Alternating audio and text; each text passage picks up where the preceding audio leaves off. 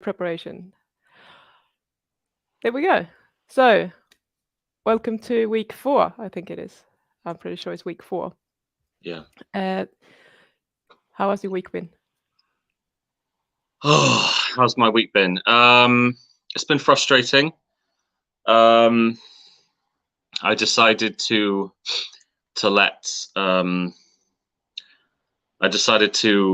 allow for a bit of leniency regarding caffeine because I couldn't take sugar and caffeine and a few other things. I couldn't take it all at the same time, and I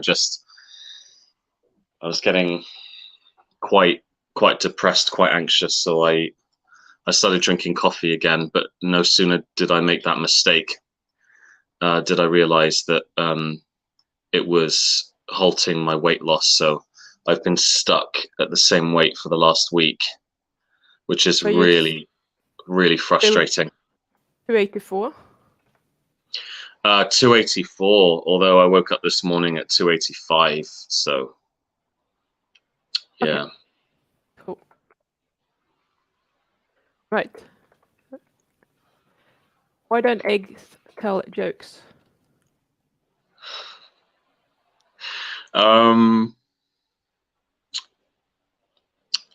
What, have I told you the one about Vincent van Gogh? Oi, I went first. You have to answer my question. What? I thought you were asking me to tell a joke. No, I said, why don't eggs tell jokes? Oh, okay. Sorry. Why? Because they would crack each other up. Thank you. So, what were you saying? Yeah, it's one of my favorite jokes. Just like, when I was at art school, I wanted to be Vincent van Gogh, so I took a year off. Haha. I'm glad you still hear what I'm saying. Sometimes. So, okay, what I want to know now is just let's forget about the caffeine for now and just focus on how did you go with allowing your cravings and allowing feeling fear and all the other crap emotions that you've had? Well, I mean, it went well. It was pretty harrowing week, to be honest. There's no other way of putting it. I mean, I don't know if that's because I arrived at this section of the cravings journey. I don't know if it's because at week 3, week 4, feelings of anxiety and depression ramp up and really exacerbate, or if it's because I made a concerted effort to allow the cravings that it put me in touch with those feelings more. I became more aware of them. Perhaps a marriage of the two. But yeah, there were a couple of times, especially when I was at work, I would have a lot of pep and focus and a sense of confidence and well-being for about 3 or 4 hours, and then around about 1 p.m. I would just be hit really hard with cravings, but also really negative, dark thoughts. I want to quit my job. I'm not good at my job. I don't like my job. Social anxiety stuff as well. I don't like myself. Other people don't like me. The customers don't like me. And then so eventually, whenever this hits, did you sit with the feeling? That's what I want to know. I did. I just didn't like it. No, really didn't like it's it. not for liking. It's for learning. I mean, it was easier when, cravings and work are very, very difficult to manage. And yeah, in my job, I have to be upbeat, focused, very engaging, very verbal. In order to sell charcuterie, I have to sort of use language in a very flowery and sensual way to paint a picture of an evening that the customer will eventually enjoy, pairing wine and salami and so on. And I need to You're be in a talking very as if I could not ever sell it. Say again.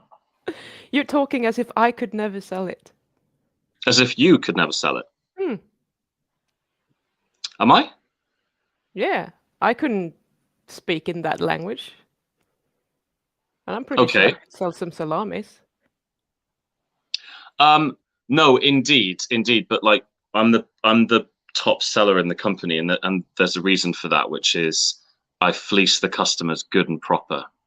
The other sales team, they just stand there, wait for the customer to come to them. If the customer wants it, they want it. If they don't, goodbye. But I make about 30 to 40% more than everyone else, and that's because I engage, I upsell, and my technique is to basically make the customer salivate and to become hungry. And it makes them want more. And we have eating charcuterie and we have cooking charcuterie. And if they buy something to cook, then I can say, oh well, perhaps something to eat, with some sparkling white wine before the main course, and vice versa. So anyway, I think, look, the main reason I do that is to put my brain to good use. I think if I just stood there and just kind of, went through the mechanics of just serving the customer and nothing more, my brain would get very bored, and then I'd become discouraged and I'd probably quit. Okay, so what's the problem here? Because you're doing it. I'm not presenting it as a problem. I'm just describing what it was like. It was fucking hard. I mean, really hard. Like one of the hardest things I've ever done, because I'm literally like trying to, slap on a plastic face of enthusiasm and charm, and behind that veneer, I'm literally contemplating just giving up on my existence, like just jumping off of a fucking bridge. Like that was the level of the depression that hit me. So no, it's true. It's no, I'm not joking. Like I'm not exaggerating. Like I've had like suicidal thoughts in the last week. Yes. So all of this is because you know why. You know that it's a dopamine deficiency, and that is something that you're going to have to go through. So like if you can use a prefrontal cortex and be like, well, okay, this is how I feel right now, and that is the reason why I feel like that, and I'm just going to go through that for now, and it is going to get better. If you can just believe that this is not permanent, this is going to get better, because it will. There's no doubt about it. You're never going to stay there. Your brain will adjust and you're going to start enjoying things. Because when I spoke to you, I can't remember if it was last week or the week before, you loved your job. Yeah. So the difference here is just that you are not getting the reward signals in your brain. That's the only thing that's missing. Yeah. So all of a sudden, it's not that much fun because you don't feel that anymore. or not to the same degree. And it's just like, okay, I'm not getting the reward. Why am I doing all of this? So if you can just like, okay, there is a roadblock in the way. This is what's happening. I'm going to get over this. And I might have to work for a couple of more weeks doing this. And that's fine. Yeah. It's not you being ingenuine or pretending to be someone, because that is actually who you normally are. I mean, that is the Alex that I know.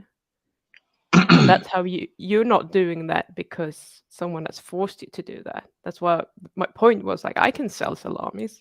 No, I could never stand there and paint that picture because that's not me.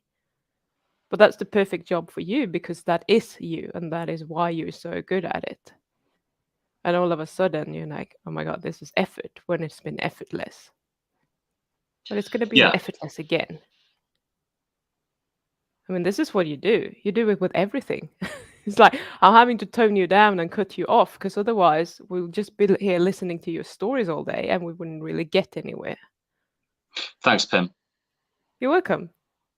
But it's perfect for selling charcuteries. It's like the Yes, perfect indeed. job for you. Yeah, yeah. So you Anything. definitely don't want to do anything drastic while you're in this dopamine deficiency mode, because right now everything is going to be piss. Like, expect it. And then, like, okay, brain, I'm a little bit sick of you, but I know what you're doing. I know what you're going through, and I'm going to wait for you. Yeah, I mean, it was you who introduced the whole idea and emphasis of how our behavior and our emotional states are constantly being governed by hormones, and that's been a revolutionary idea for me, because, and it was very freeing, because it meant that I could let go of narratives that weren't assisting me in the past. Fundamentally, that there was some sort of childhood trauma, and if I could use therapy to identify it, then I would heal, and then the compulsion to binge would disappear. And of course, that assumption was made in the complete absence of any knowledge on nutrition or hormonal function, the dopamine reward system, and so on. And now it's freeing, but it's uncomfortably humbling as well, because it reduces one to nothing but a kind of slave of one's own biochemistry. I mean, but I've Oh, been that's a good thought to have, isn't it? well, it's true. It's true. I mean, of course, the will and concepts and so on can be utilized to fight things like depression and so on. But fundamentally, the scale of the fight is not as determined by trauma and belief systems as we were once led to believe. But I'm sure there are perfectly happy people who've had well-adjusted and very balanced upbringings who have just had horrendous depression their whole life because of poor intestinal health. And Yeah. so yeah, I do try to remember that it's hormones. That helps. And also, if I feel bad, I just blame it on you, and that helps as well. You can blame me. That's fine. So, I mean, you say I'm a slave to biology in how you feel.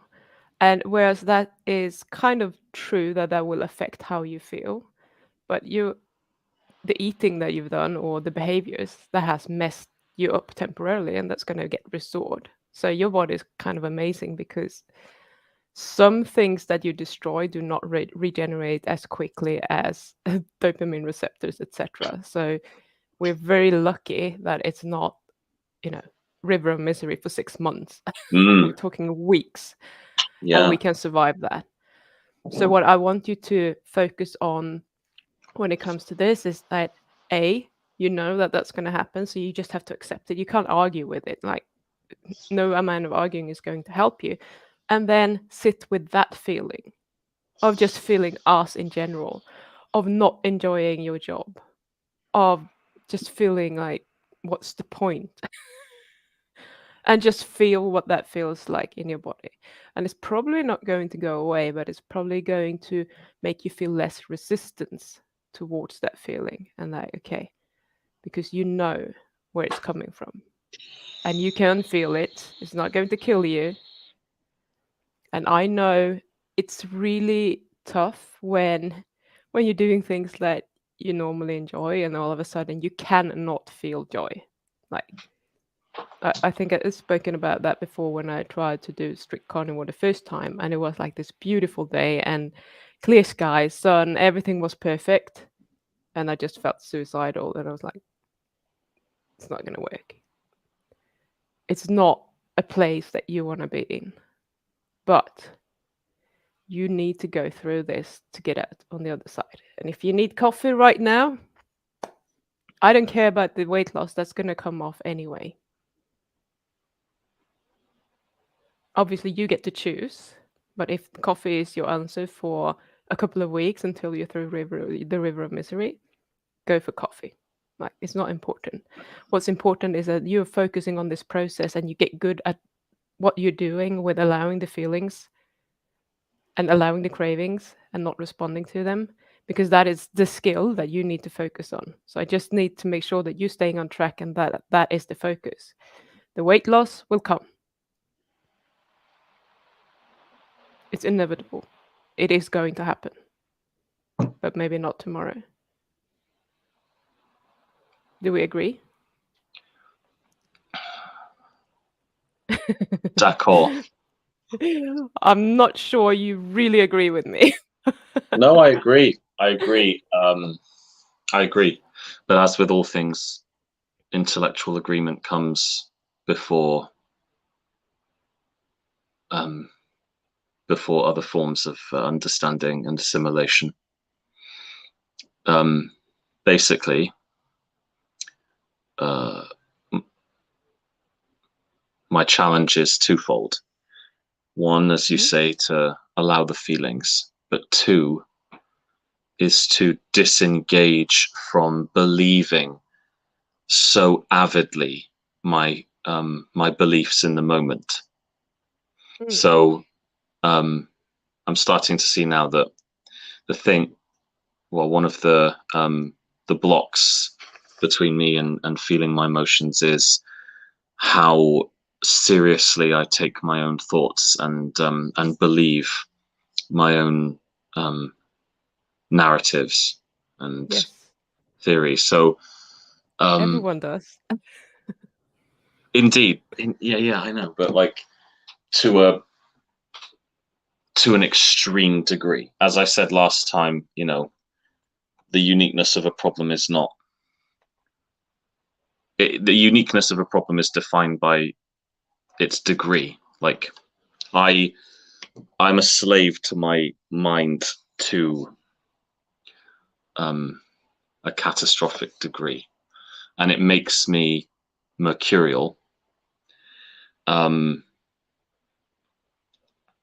of course, the extremity, like the polarity of my thoughts is so extreme because my thoughts are heavily influenced on my emotional fluctuations.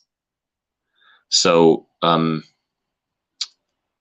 my mind has developed over the last 20 years to basically convince me on a daily basis of thoughts and beliefs about myself and the world, which at the beginning of the day are on one end of the spectrum, and on the other end, at the end of the day, they're on the other end. So I wouldn't say that I have bipolar. I don't have bipolar disorder. That I don't have the great heights and the great lows of someone with bipolar disorder. But I'll tell you what, I do have tremendous heights and lows in terms of thoughts and beliefs and conclusions. And I'm sick and tired and utterly detest the feeling of being a slave to that that pendulum of belief, where it can feel as real in the morning. Sorry, it can feel as real, and there can seem to be as much veracity to the thoughts at the end of the day, which concludes something negative and hateful about another person, as at the beginning of the day when my thoughts and conclusions on the same person are positive and loving and kind. I'm just absolutely sick and tired of going from one extreme to the other in my mind. That is like the root of my mental instability. Is like I cannot.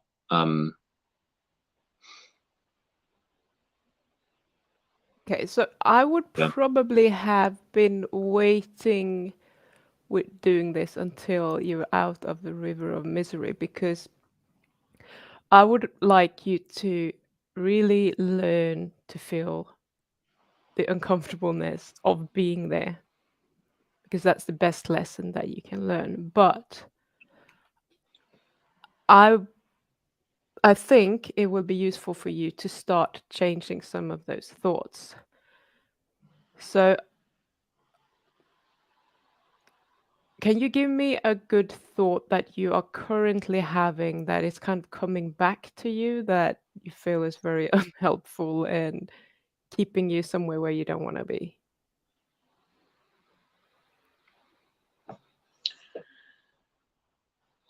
Ask the question again, please. So do you have a reoccurring thought that is kind of preventing you from becoming the new Alex, that is just kind of keeping you stuck? That you feel like, I actually don't want to have that thought. And we can work with that. Yeah, probably it pertains to my belief in the importance of food. The thought, most dangerous thought which I have is I'm only going to be carnivore until I've lost the weight.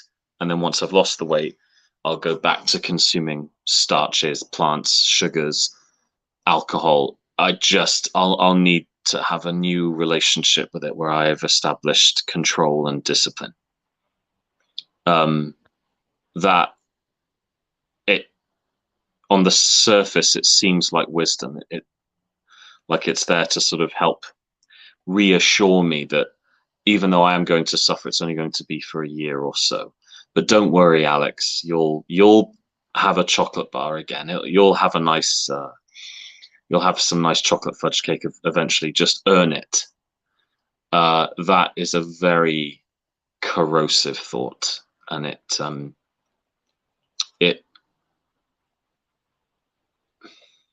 undermines. So I think having the thought that, like, yeah, I will have that again, but not right now, is really good. But the part, but you have to earn it, I don't like that part. Because A, you're treating chocolate fudge cake or whatever as a reward, and you do not want to do that. And B, it's like you're whipping yourself. You have to earn it, otherwise you can't have anything that you like. It's not being very kind to yourself. So the two parts to that thought that I really do not like. But let's talk about I'm only going to be carnivore until I have lost weight. Why would you do that? Exactly. So why would you? You tell me. Because in spite of the rational, incontrovertible knowledge that I now possess, thanks to Mr. Bart K, Dr. Bart K, I now know that it's not just about weight loss, but it's about safeguarding the body against metabolic disease and all sorts of other consequences. Yeah, so why would you choose to think that I'm only gonna do this until I've lost weight? Well, there was a comma there. I was going to finish. So in spite of that rational, incontrovertible knowledge, in spite of not being able to undo and unknow everything I now know, there is still a battle between that knowledge and, I don't know, I guess a sense of habit and identity, a fear of missing out, and a genuine appreciation for the culinary and for the social and societal act of going into the marketplace of foods which are available and partaking and just not having to fucking be so conscious about what I stuff into my chops all the time. Just have dumplings if I want them, have sourdough bread if I want it. All of these things which I have built my whole social life around. All my friends are foodies. It's all food, food, food. I call my friend. I never call my friends and say, do you want to go to the cinema? Do you want to go for a walk in the forest? It's always stuffing one's chops with delights, and that's fucking gone now. It's gone. I was hospitalized, and then I learnt about carnivore, and yes, blah blah blah, my quality of life will improve, my mental health will improve, and I've saved myself from the oblivion of type 2 diabetes. But I can't enjoy food now. I can't even enjoy the thought of eating any of this food. I've ruined it. I can't. Every single time I see a carbohydrate now, I just see metabolic disease because of you and Bart and Sean Baker and Ken Berry and Ivor Cummins. You've all fucking ruined it for me by being correct. You left it out. By being correct, you've ruined my enjoyment of anything epicurious. So yeah, that's why I find myself, rationalizing, doing carnivore for a year just in that instrumental fashion. Mm-hmm. Because I have to make this massive sacrifice. And I understand it's not universal. Some people don't give a shit about food, but I spent a decade building my entire identity around cooking, eating, food, wine pairing, inviting friends over, going out to restaurants, traveling to other countries with this emphasis of food. And I have to basically rediscover the world and myself and my relation to it now. So it's not just about, removing addictive food groups. I have to have a total revamp of my identity. And it's frightening. It's really frightening because I know a lot about food, and I know I'm good at cooking. And that gives me a sense of value and purpose, of which I've now been divested. So yeah, it frightens me. My ego certainly doesn't like it. My delusions of realness and identity are threatened by it. So I've got quite the mountain to climb to really get on board with this carnivore masochism.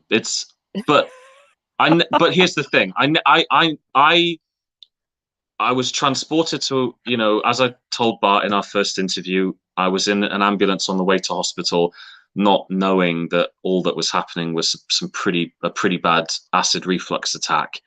But I didn't understand what was going on, and I thought that I just had a heart attack at 32, and it was because I'd been abusing like Coke Zero for months on end, 4 or 5 cans a day, and my stomach just couldn't take it. And I had so much hydrochloric acid in my esophagus, I couldn't breathe. My heart was having like surges. I was having spasms, and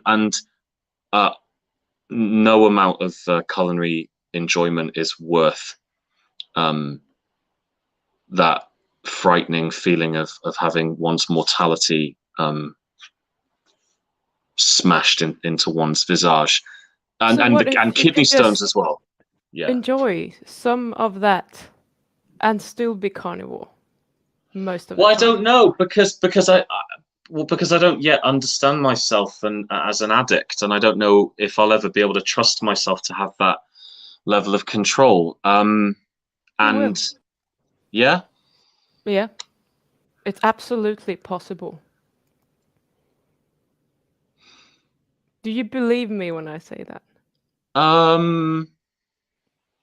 Yes, but my belief and my faith in you as a professional and as a specialist in this area exists against a backdrop of like 25 years of desperate attempts to control this behavior and then just in the end subsequent inevitable failure. So like after failing for nearly 3 decades, it is difficult to believe someone when they reassure me that I can succeed. I mean, to be honest, like I don't even know if I want that to be one of my goals anyway. I think like a huge part of me. You don't have to decide. You do not have to decide. It doesn't matter. I'm hoping. This is all I can say. I'm hoping that it feels so damn good to be on meat, salt, and water that I just lose interest in it, and I discover new pleasures, athletic pleasure, sexual pleasure, sporting pleasure, and of course I can still have reading and music and intellectualism, but you have so many things that you are interested in that you're not focusing on, because you're focusing on missing out on the food. Yeah, but that's because my relationship with food has become a huge substitute for all of my other existential deficiencies. So what I usually do with my clients, and we're going to get there well, we'll see when you get out of the river of misery and where you're at then.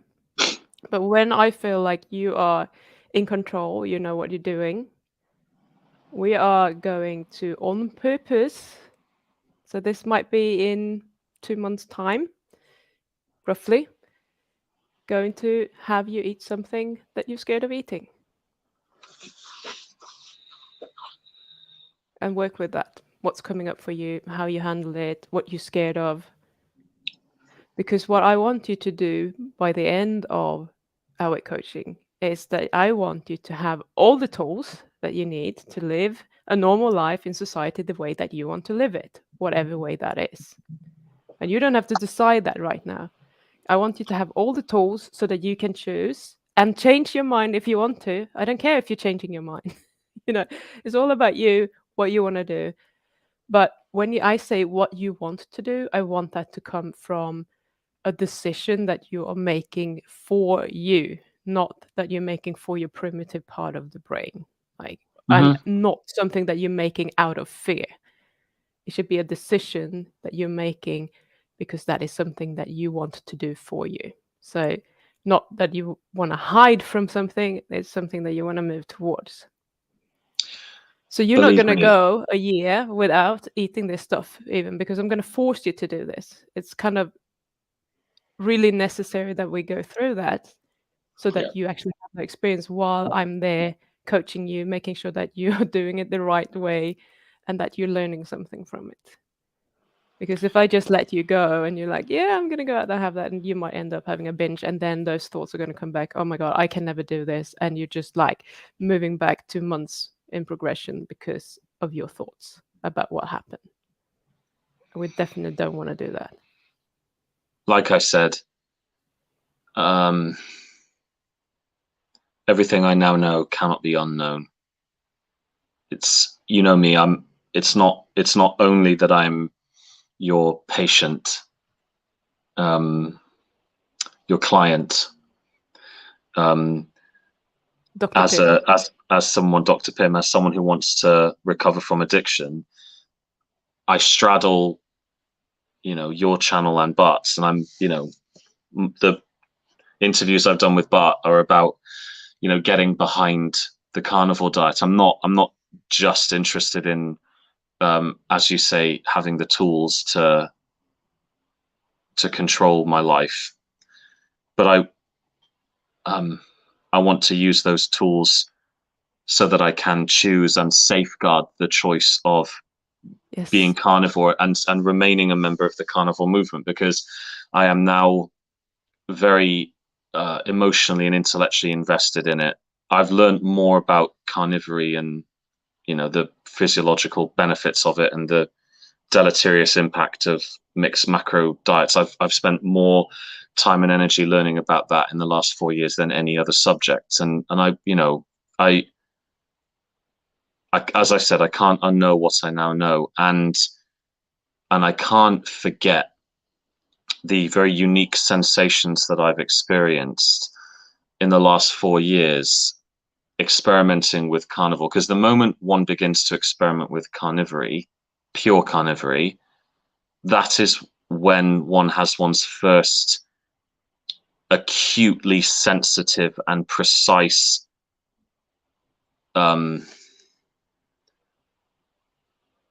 feelings, and it's when one has one's first sensitive and precise reading, I suppose, of how it feels physically in the stomach and the gut to consume inflammatory plant foods.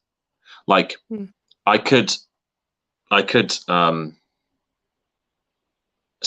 used to be able to stuff my chops with cooked fiber, uncooked fiber, incredibly spicy food, carbonated beverages, you name it.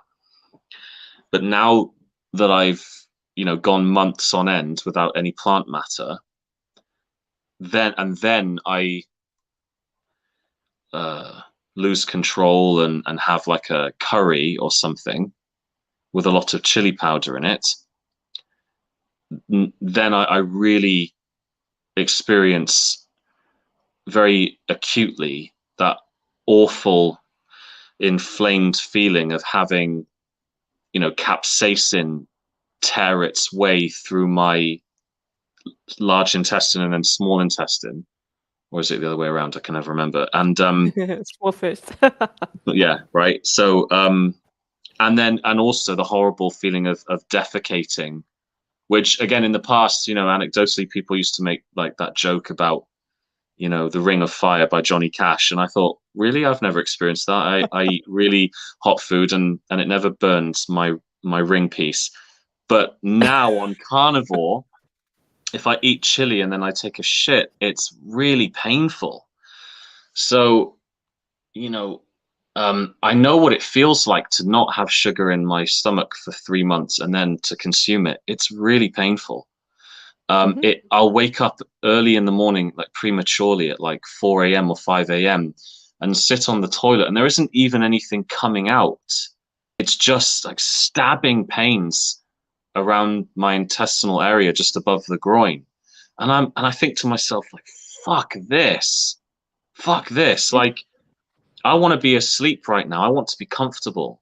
And then, juxtapose that with how wonderful and comfortable and flawlessly, and effortless it is to digest, meat on the carnivore diet. And then it's just a no-brainer. So I can't unknow what I now know. And I can't forget how uncomfortable it feels to consume white flour or sugar or chili after having, had such good intestinal function. So I really do want this. I don't just want to lose weight and then go back to my old ways. I want to be carnivore forever. And if I have children, I want to raise them on a carnivore diet. I want to see what biological specimens they'll be. Where most of their like give me and my lovely lady the best possible chance of gene expression at the point of insemination, and then feed her nothing but the best of what nutrition has to offer during gestation. Have a ribeyes, bitch. Right. I mean, apart from these indigenous peoples, how are we supposed to know? But okay. Yeah, I want to give myself the best possible chance. Yeah, sorry, bring me back. Yes, of course. Bring me home. I'm gonna try to anyway. So you're having cognitive dissonance. That's super obvious. Like, I know this is great for me, and I know all about it. I can't unknow it, and I know how bad I feel when I'm, especially after having been carnivore, when I'm eating all of that. But oh my God, am I never gonna have that again? And what's gonna happen if I don't do that? Am I gonna lose all my friends? Yep. And I love going to the market and buying cupcakes. Like, really? What can you buy at the market instead of cupcakes? I'll tell you what you can't buy. At all? Dignity. What else can I? Where does dignity come from? China. it used to come from Taiwan, but production Or costs Pim is came. asking, so where is it coming from? Dignity comes from our Lord and Savior Jesus Christ. I don't know. I'm not a psychologist. It comes from your thoughts, Alex. Your thoughts about you. You knew that was the answer because I asked you.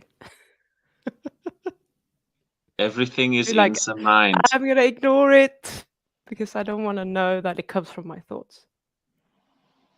I didn't know if you were being rhetorical or not. Besides, I wanted to know if you knew. Of course. So you go to the market. What could you do instead? And feel good about it. Well, the market to which I referred in relation to the cupcakes is where I buy my beef. It's the best fucking beef in England. Yes, And I know the butcher who, of course you do. cuts up them cows. And yeah, it's grass-fed, grass-finished Guernsey beef, so it's dairy beef, which I previously I'd never understood the how delicious dairy beef could be. But yeah, it's like bright. The fat is bright yellow. The flavor is exquisite, and honestly, I could just eat his ribeyes every day for the rest of my life. Do it. I Yeah, challenge and you. there's trout and cheese. There's Yeah. someone who makes their own raw yogurt with sheep's milk. So why would you need to go and buy cupcakes?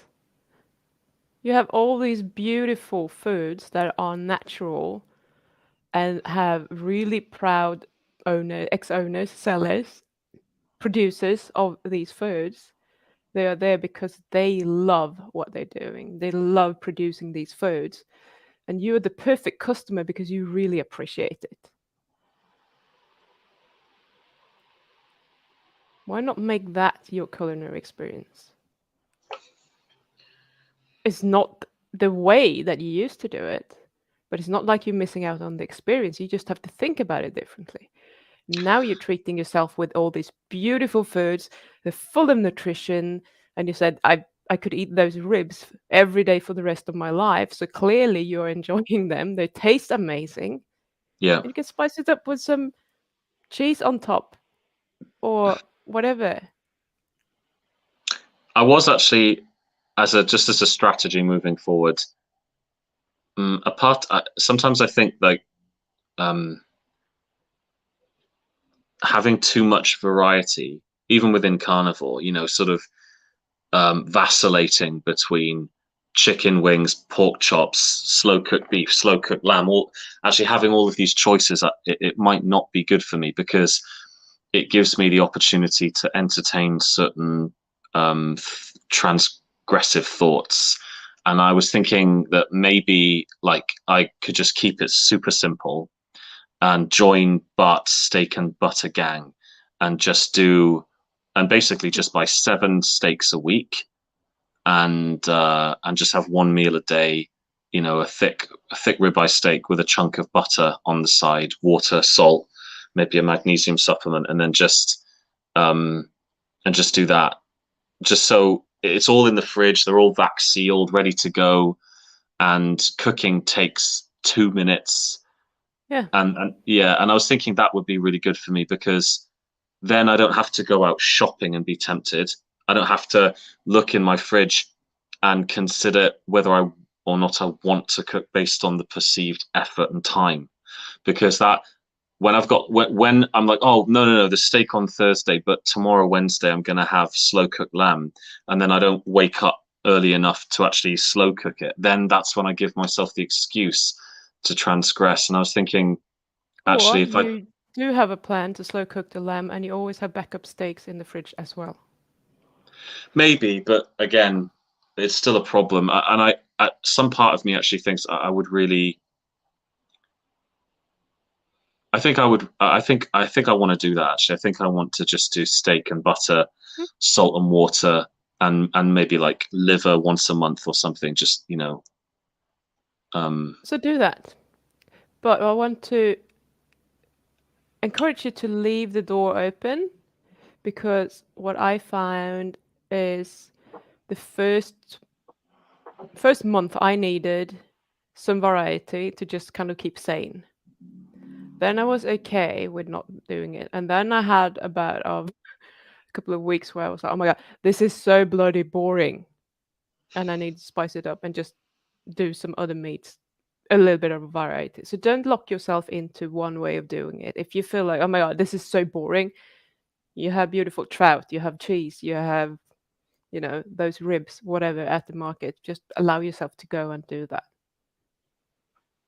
Because we don't want Ribeyes. to ribeyes. Okay, I thought you said ribs. No. I don't want you to deprive yourself of the good foods just because you think that this is a better way of doing it. This might be the way that you want to do it the majority of the time. And then when that doesn't feel right, go and do the other thing. You're still eating the good foods, and you're never going to be, I mean, yes, cheese, milk, and anything dairy can be addictive, and you know that because you're a milk addict, but or a raw milk addict, I should say. But none of that. It doesn't really matter if you're like, oh my God, today I'm gonna eat the trout and it's gonna be so nice. That's fine. You can feel like that about such foods.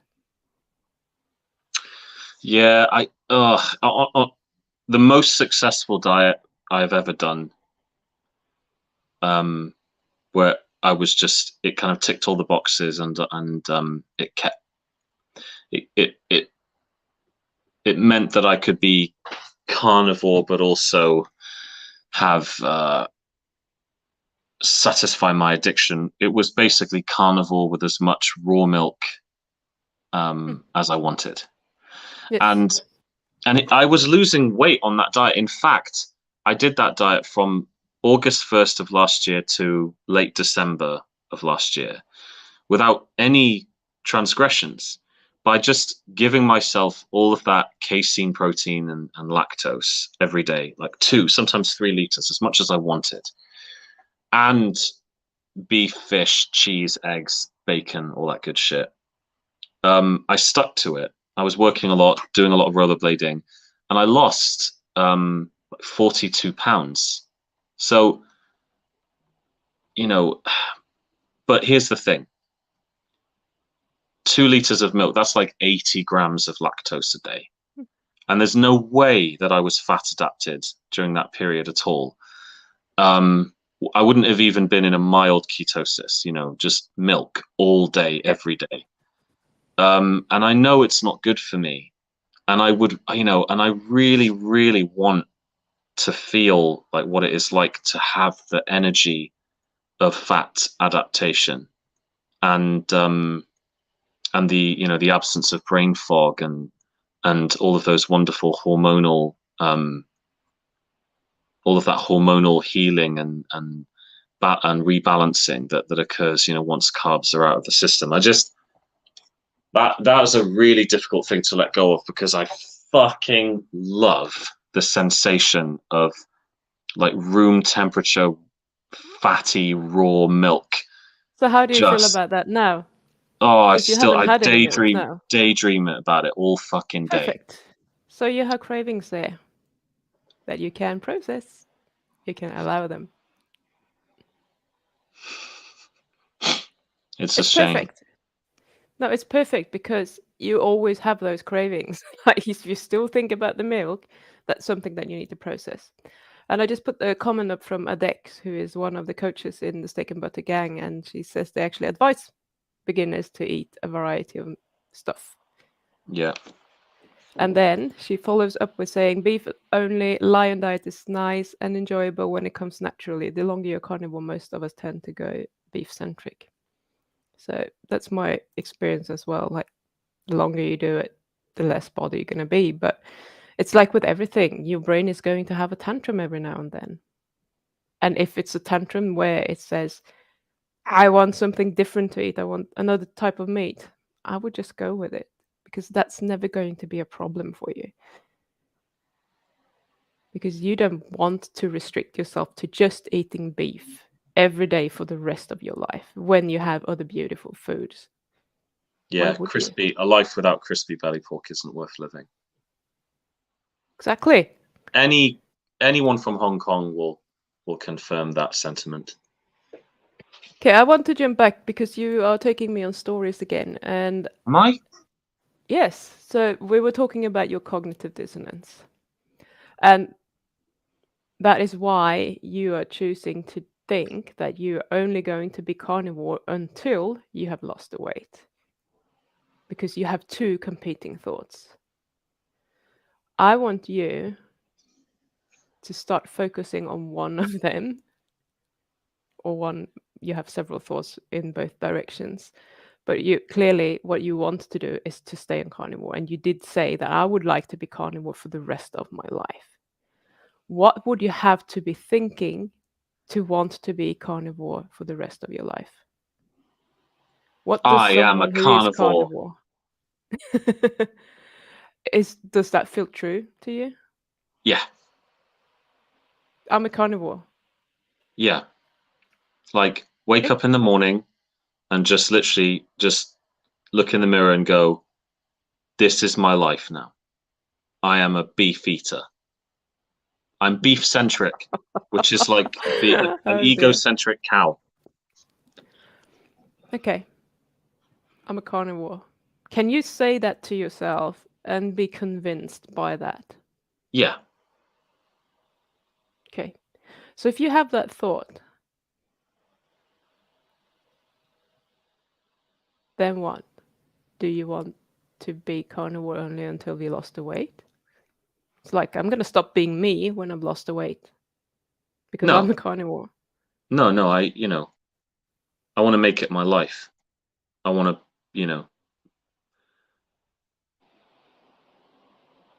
So you want to live into what you actually are. Like, I'm a yeah, carnivore and that's what I yes, want to I be. want to be an example to myself and to others of what happens on this diet. Like I want to be constantly considering and acknowledging that diet is the foundation of all things and that my performance in all things directly stems from it. It's founded upon it. Like if I am indeed to rollerblade well again, it will be thanks to Carnivory, or play the piano, which entails overcoming some inflammatory tendinosis, which as almost certainly as my osteopath has confirmed has been it hasn't healed over all of these years because of my sugar abuse.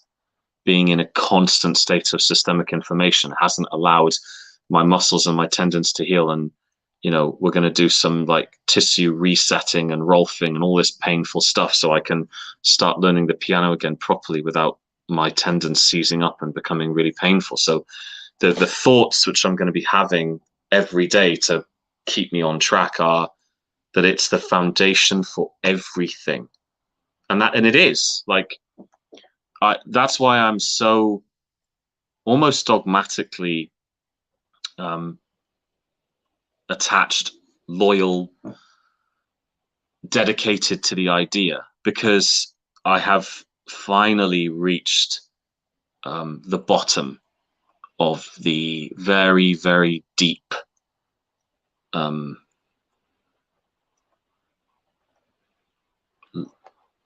I'm terrible with analogies, but like metaphors rather. Like I'm very, I've swam and swam and swam deeper and deeper to try and find the truth.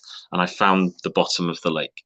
I found the answer. And the answer is that I've, pretty much everything in my life has gone wrong because of diet and my addiction.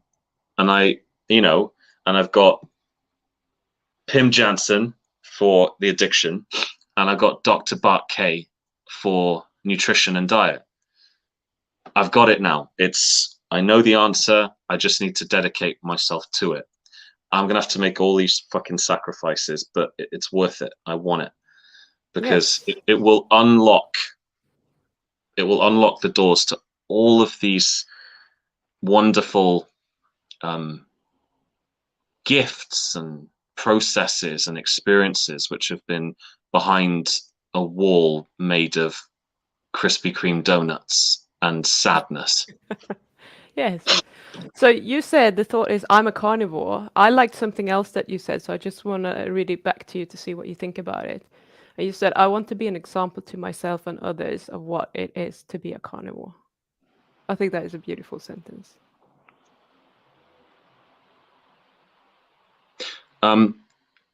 Would you please forgive me, but the telephone which I'm using to talk to is about to die. I just need to get the charger. Does that ruin the Get whole the live stream? charger. Oh, I'm yes, so you sorry. get the charger anyway. Okay, I'll be Now, right back. run, Alex, run. I'm running. Good. Well, there are no questions anyway. Otherwise, I would answer them, I think. I've been trying to keep an eye on the chat, but it's hard while focusing on Alex. See, he's quite quick. Quick. Yeah. Okay, just in the nick of time. We did it. Cool. Awesome. Oh, so sorry, everyone. It's like it became gaudy reality television. Yes. So what did you think about that sentence? I want to be an example to myself and others of what it is to be a carnivore. I think it gives my life meaning because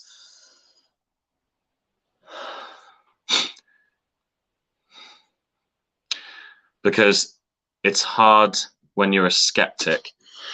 It's when one is a skeptic, it is hard for one to have faith in any of one's assertions about how one should live one's life and how one can help others. And I have something now. And it's non-ideological, non-religious. I can help anyone in the world by simply reminding them as diplomatically and convincingly as possible that if they increase their fat and protein consumption and decrease their carbohydrate consumption, there will be some relative improvement to their health. And I didn't value health for years, and then I suddenly did.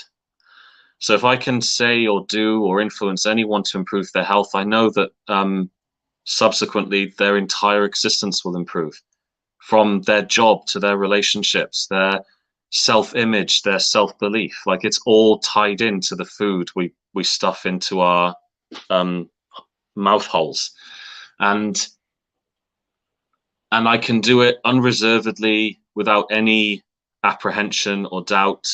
Like, I know it's right. I know it's true. It's a logical conclusion that not even the most impressive cognitive dissonance could crowbar one out of. So the reason why that statement is so important to me is because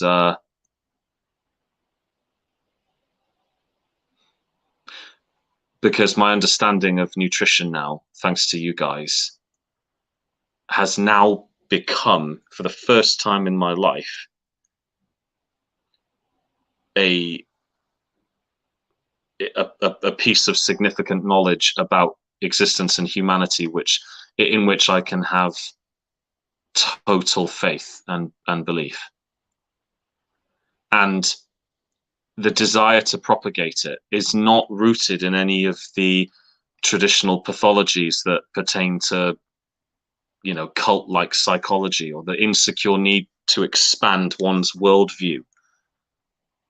I've gone through stuff like that in the past with politics and music taste, film taste, whatever. But my desire to help people understand Carnivory it comes from an altruistic place. So I think, and you can do that by living it, by being the carnivore. Yeah, and having the YouTube example. channel. Yeah, yes. But by having the channel, and if people, show interest, there's an opportunity there just to plant a little seed. Yeah. So what I want you to do, I want you to practice this thought. I want to be an example to myself and others of what it is to be a carnivore. Write it down on Post-it notes, on the fridge, on your screen, put it on your pillow, put it on the ceiling, above your bed, put it anywhere. And every time you see it, Practice actually thinking it and believing it, because that's what you want to do. I'll As get long some as you feel t-shirts. like you can resonate with it. I'll get some t-shirts printed as well. Yeah, do that too. I was going to get the classic mum tattoo on my arm, but No, this is your tattoo. Like, get it everywhere until you start thinking that thought over and over again, until it's second nature for you to actually think that. I think I told the people yesterday in my boot camp group that I have a thought now that is, I want to see what it's like to not having eaten sugar for a year. And I feel excited about that. I'm curious about what will happen to me, to my cravings, to everything if I'm not touching sugar for a year, and how I would think about it differently in a year's time if I have never touched it. Not even planned for it and had it the way that I've been doing it in the past and had control over it. Now I'm just not going to touch it for a year. When was the last time you had it, by the way? New Year's Eve. We had ice cream. And I really don't have cravings. Like, yes, sometimes I have some cravings. They're more non-specific and they're not like compulsory, like I need to go out and get ice cream. It's more like, oh my God, I want something. Usually it's tied to my period. And then I just stuff myself with good foods instead. So I allow myself to do that. And then I'm like, well, I still crave something, but I'm really full, so I actually don't want it. And then I just have to sit with that feeling, and it's okay. Like it's not a problem. And I was even at a meeting a few weeks ago, or maybe a month ago. Someone got out a box because they had this bloody what do you call it? Everyone brings their own food and shares it and stuff. And I was like, I'm fasting. I'm not having anything today. And she brings out this box with this beautiful brownie. I mean, it looks delicious. It's all like gooey in the middle, like perfect. And my brain is like, ooh, that looks nice. And I'm like, I don't want it. Like, I genuinely don't want it.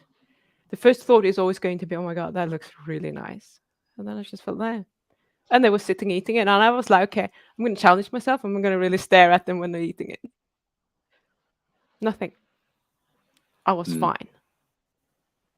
And my brain was like, well, it would taste nice. No, yeah, probably would.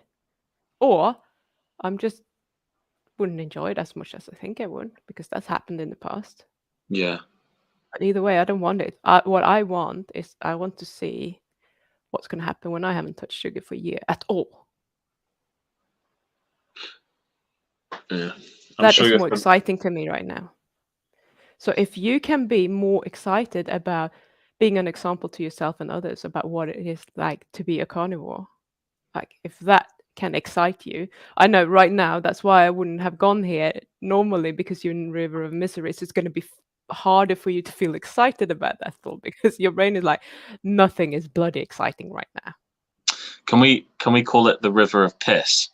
The River of Piss. Yes, we can call it the River of Piss if you like. Yeah, let's give it the gravitas it deserves. It's a river of piss. Yeah. Piss from multiple homeless men. Okay.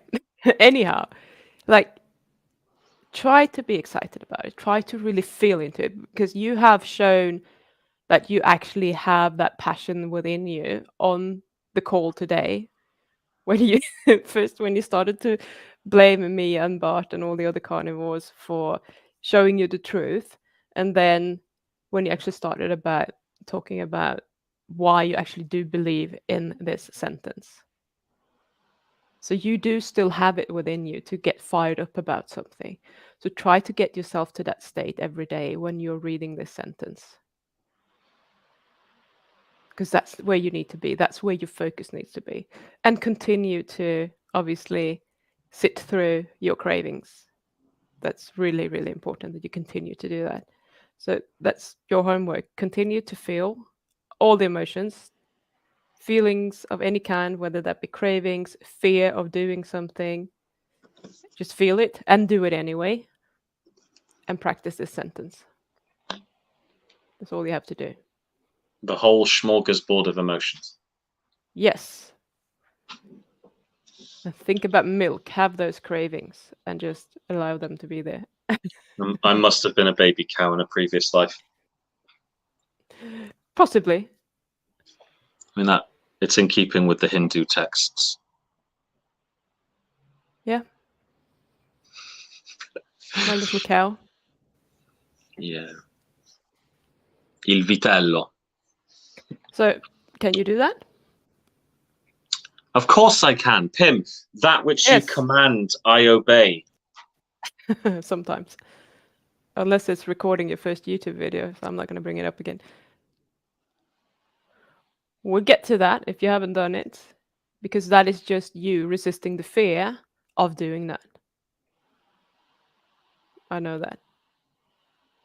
But we don't have time to do everything, so I'm going to leave that to you, because we are over time. So we're going to have to wrap this up, as long as you know your homework.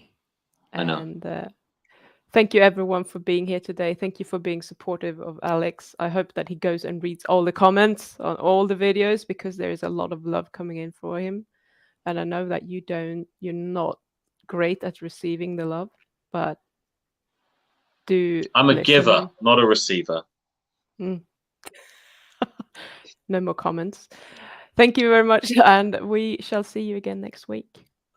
Bye. Love you, Pim. Thank you. Thank you, everyone. Yeah. Tune in. Yes.